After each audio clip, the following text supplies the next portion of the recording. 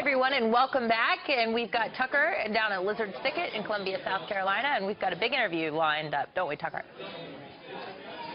We certainly do. We want to bring in the Republican frontrunner by phone this morning. Donald Trump joins us on the line. Mr. Trump, you there? Yes, I am. Hi, Tucker.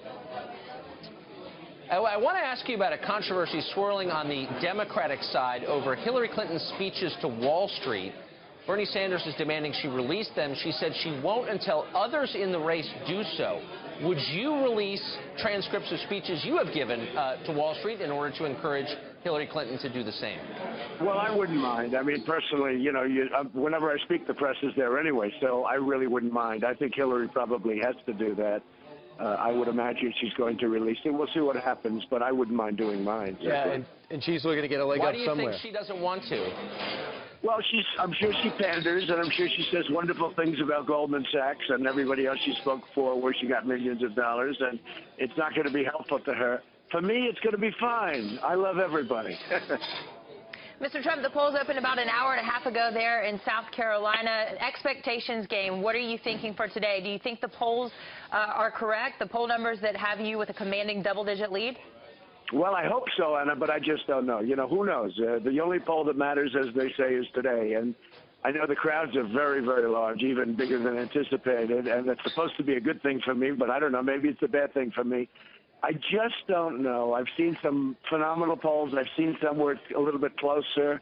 I don't know. You people will tell me. I'll be watching you all day long, so you better tell me, and I'll probably see Tucker later on. You'll probably take Steve Doocy's place today. You know, Steve got the big exclusive last time, Tucker. You know that, right?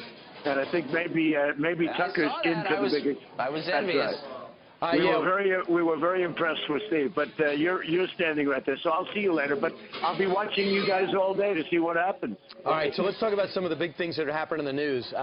Not only were you did you clash with the Pope, and by the way, I think you're 100% right, and I think the Vatican agreed because they backtracked yesterday. But you also took on Apple because Apple is refusing to cooperate with the FBI, and time matters when it comes to these terrorists. What are you calling for when it comes to that organization? Well, first of all, it has to be a big day when they have Brian in on us, when they have that big star in on a Saturday. Right, okay? absolutely. Me and Cavuto. This has to be. This has to, and Cavuto too. Wow, that's good. Look, Apple is, I think, acting terribly. They're doing it for a reason. I think that security is so important. From what I understand, this guy who was killed, this radical terrorist, didn't even own the phone. It was owned by either government or the company.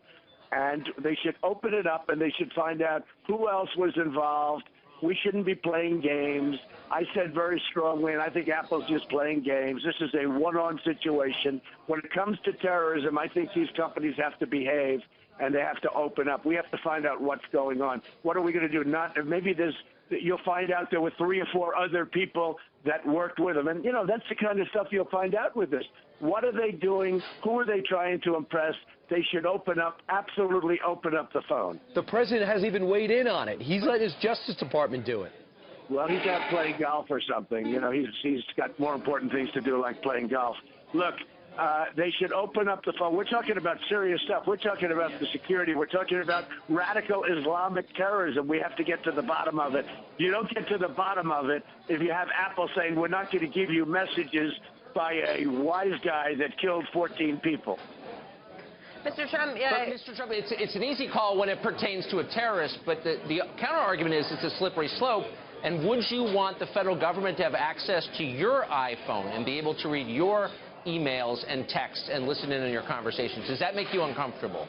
It makes me uncomfortable. I hate it. And you know what? I'm willing to sacrifice it for security. I'm one of those, and you have 2 groups. I understand, Tucker. Now, this is unusual because this is a terrorist, killed 14 people lying really, really, really in bad shape in the hospital all over the place. I mean, this is a different situation. For that one, there's no question. And I also understand the other side of it.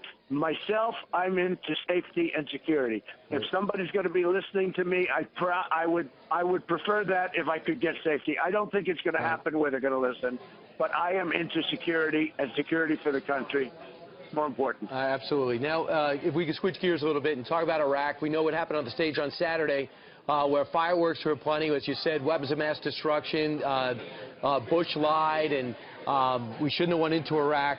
Now there's a Howard Stern interview where you indicated in 2002 that maybe going into Iraq was a good thing. Then you had an interview with Neil Cavuto saying it's going to affect the market positively.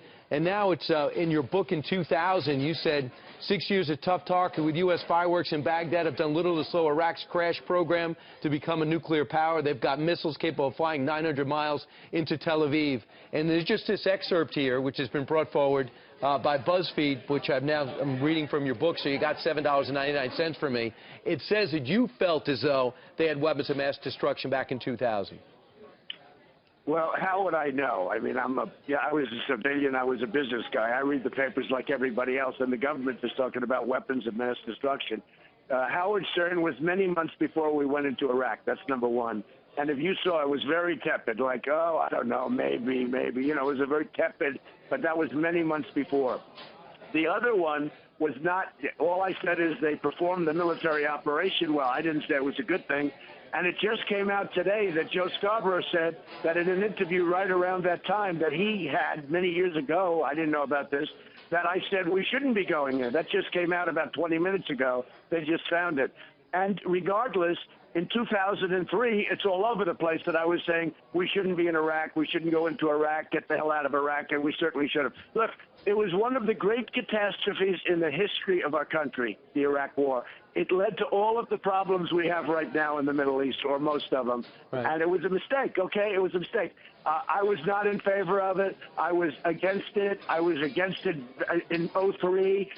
I'm glad they found the interview with Joe Scarborough, but even regardless of that, it was something we should not have been involved with. Okay, so, Mr. Trump, I want to get your take on this robocall. Look, Brian, the problem with Iraq is $2 trillion, thousands of people killed, thousands of our great people killed, wounded warriors all over the place. We have nothing. We have nothing. No, Donald Trump, I know, but we don't live our life. We can't re-queue up events in our life that we now look into. I know. It would be great if we could re-queue it. I'm sure that they would decide not to do it. So it's one of those things. But okay, go ahead. Right. Robocalls? Right. And the robocalls with Ted Cruz. Yeah. So we want to play it for our viewers, maybe the few who haven't seen this. This is from a group called Courageous Conservative Political Action Committee supporting Ted Cruz. Here's its robocall. Put it in the museum, let it go. That's Donald Trump supporting Nikki Haley, removing the battle flag from the Confederate Memorial in Columbia. Respect whatever it is that you have to respect because it was a point in time, and put it in a museum. People like Donald Trump are always butting their noses into other people's business. And Saturday, send Donald Trump and his New York values back to Manhattan. So, Mr. Trump, before we get your view on Ted Cruz, what is your view on where are you on the Confederate flag exactly? I never really gave it much thought. It was never something that was brought up much. I guess a couple of questions were asked, and by that time they had put it in a museum, and I was fine with that. I was fine with numerous decisions on it. It was something I never really gave any thought to. So he'll take a quarter of a sentence, because it would be interesting to see what I said in the rest of it, because I never really had much of a view on it. I'm from New York. Not a lot of people ask me about it. Again, at that time, I wasn't a politician. Also, I was a entrepreneur, as they say. I was as they called me this morning, a world-class business person. Now I guess I'm a politician, unfortunately. But what happens is Ted Cruz is a dirty player. He lies like I've never seen anybody lie. I've dealt with some pretty bad people. I've dealt with much, much worse people than Ted Cruz, much tougher than Ted Cruz, a much, much tougher group of people than Ted Cruz. But I've never dealt with anybody that lies as much as Ted Cruz. He is a liar. And I'll tell you what, I got a little cover on that when Marco Rubio, during the debate, called him a liar. And I've never heard a politician call another politician a liar, because they're always trying to protect themselves, because they're sort of all liars, politicians.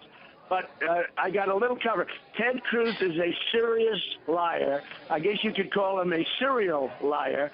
And I personally, and I've been in business with the best of them, I have never met anybody that lied as much as Ted Cruz. Mr. Trump, you've threatened to sue Senator Cruz, and he kind of said, bring it on, and I'll take your deposition. Is that still in the plans at all for you? Well, we look at it, and I'll tell you honestly, I'm having a lot of fun playing with Ted Cruz. I really am. I'm having a lot of fun. You know, he's got an ad in Nevada. It's an ad saying Donald Trump wants to take your land. He shows a big prairie of land that I want to take, and nobody even knows what he's talking about, that I want to take people's land in Nevada, the state of Nevada, and nobody even knows what it's referring to. It just says Donald Trump wants to take your land. Right. I mean, I think the guy is he's off. He's really off. But I have never met a worse liar than Ted Cruz. And I've met some unbelievable professional liars, by the way. Right. By the way, we only have 20 seconds left. But could you, if he does get the nomination, could you see supporting him? Well, I'll talk about that at the time. It's really too early, but I'll talk about that at the time. All right, Donald Trump, best of luck today. The happiest I've ever seen you was after New Hampshire. Today would mean more for your campaign, so I know everybody's on pins and needles. Thanks so much for joining us this morning. Thank you. Thank you very much. Thank you. All right, Tucker, there you have it. Your crowd is building. I'm listening to it build during the entire interview.